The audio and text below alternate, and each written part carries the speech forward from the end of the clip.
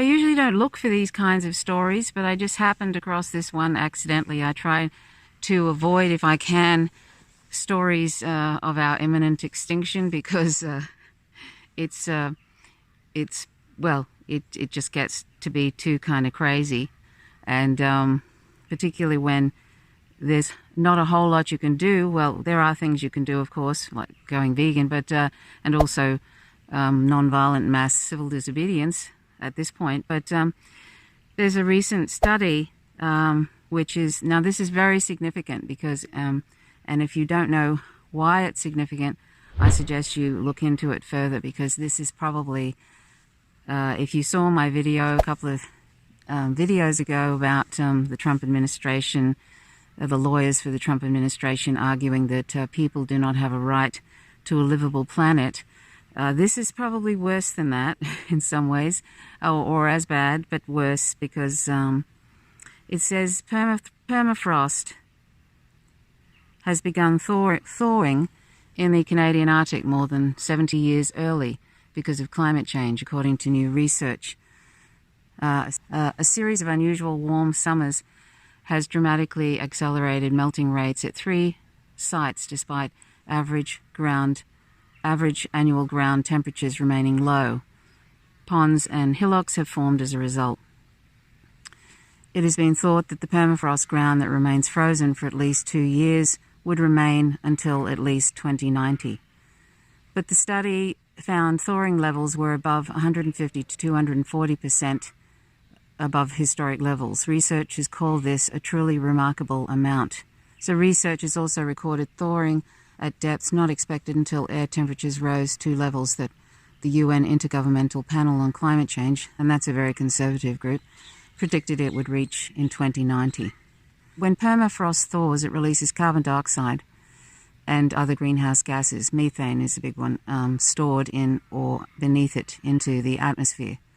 There in turn causes temperatures to rise and create a perpetual cycle where more permafrost melts. I don't know if you have heard of the East Siberian Arctic Shelf, but there is a very, very large amount of methane underneath there, and that's been melting, that East Siberian Arctic Shelf, for a few years now, and of course that sort of accelerates with all these positive feedback loops, and the warming, it creates more melting, which releases more methane, which then causes more melting, and it's just this feedback loop that's the ocean also is releasing methane as well, due to the warming of the oceans.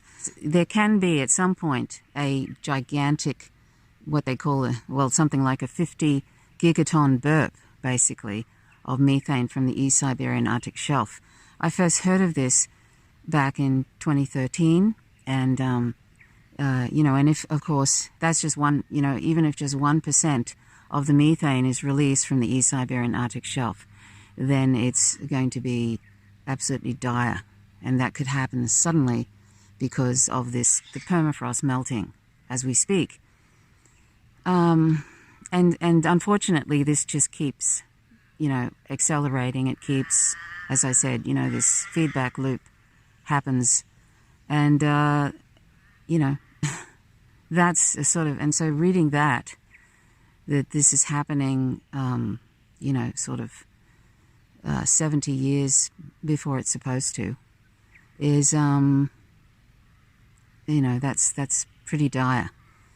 And when I read that last night, it was just before I went to sleep, I had to just put it out of my mind, basically, and just be in denial before I went to sleep, because that made me feel short of breath reading that, which is something that doesn't happen very often, because as I've mentioned, I've been aware of that things have been pretty, really dire for us since 2013. I sort of looked at the science and all of that, and I knew it was kind of curtains for us, really.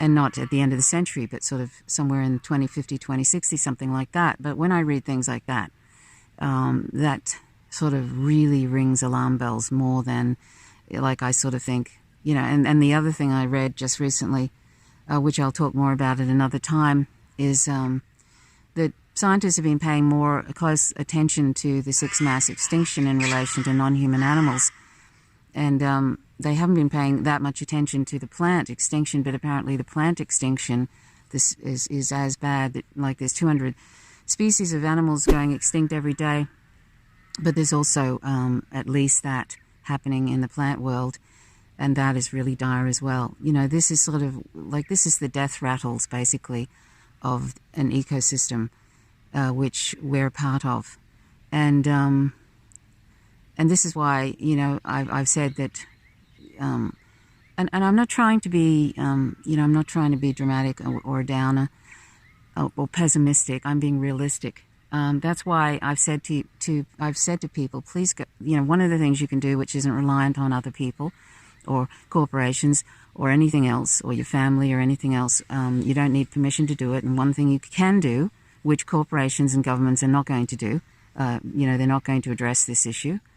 But one thing we can do to improve to mitigate the impending imminent extinction is to go vegan. At least we might be able to mitigate some of and maybe some species will survive, because it's a significant amount of, it's a significant contribution to the climate catastrophe is animal agriculture, and we contribute to it by not being vegan. So, and I'll show you those two memes again. I show them regularly because it's the largest study to date.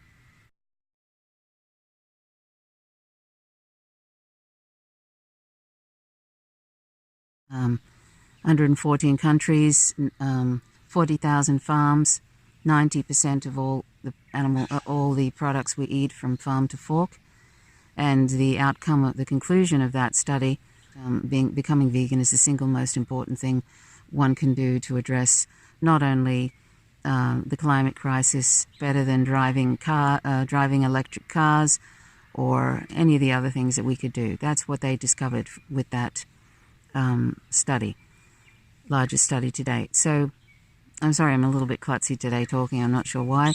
It's a little bit cold today. If you care about mitigating some of this disaster and maybe some other species surviving, I don't think we're going to survive at all, but there might be some species that survive, and so we can definitely go vegan, but we can go vegan for peace, for the fact that 200 million plus land animals are tortured and killed every single day, and probably 3 or 4 times that many of aquatic animals are tortured and killed every day too. And that is a tremendous violence that we can completely avoid, because we don't need animal products at all to survive. We can easily meet all our nutrition requirements from plants and other non-animal sources. So let's try and do that for other animals and for ourselves, because it definitely will help tremendously. If we all went vegan, it would help tremendously. You know, and of course, nonviolent civil disobedience is very important, and you know, it's important to kick out the climate deniers out of governments, if at all possible, and you know, to engage in nonviolent civil disobedience, as the Pulitzer Prize recipient Chris Hedges says. You know, we have to break the machine at this point. There is no appealing to you know, the finer feelings of people who don't care, who have no interest in, who don't care about whether we survive or not. You know, we have to take responsibility in our lives, and going vegan is one way, and secondly, nonviolent civil disobedience and joining protests. It's sad that all green groups, including Extinction Rebellion, ignore veganism, and that makes me sad, because I think, God, at this late stage you would think people would just get a grip, but no. So anyway, but yeah, that report is really, really dire, and really dire, and quite frightening, really. To be really frank, it's really frightening, and you know, it sort of makes me think that things are even worse than I thought they were, and I thought they were pretty bad.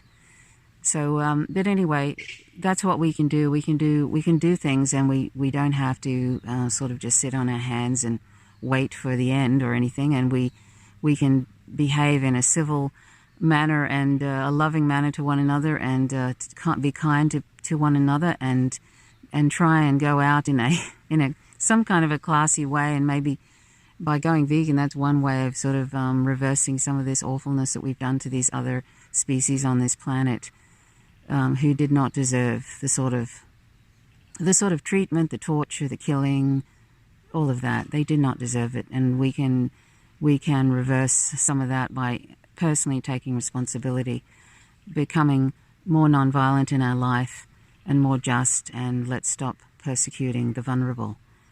And also, let's become anti-war and anti-imperialist activists, and let's stop seeing ourselves as some group, as a part of some nation, and that other nations don't matter. We're all human on this planet, and we're sharing the planet with non-humans, and all these artificial national boundaries, they're just artificial.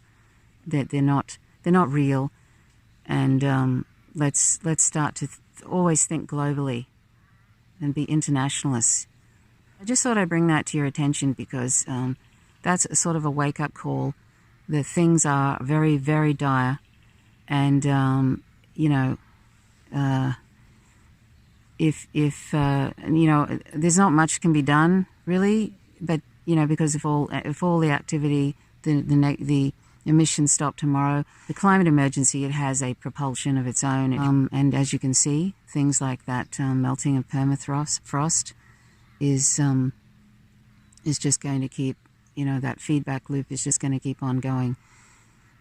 Short of a miracle, I don't know how you could actually do anything, stop that, really, short of a miracle.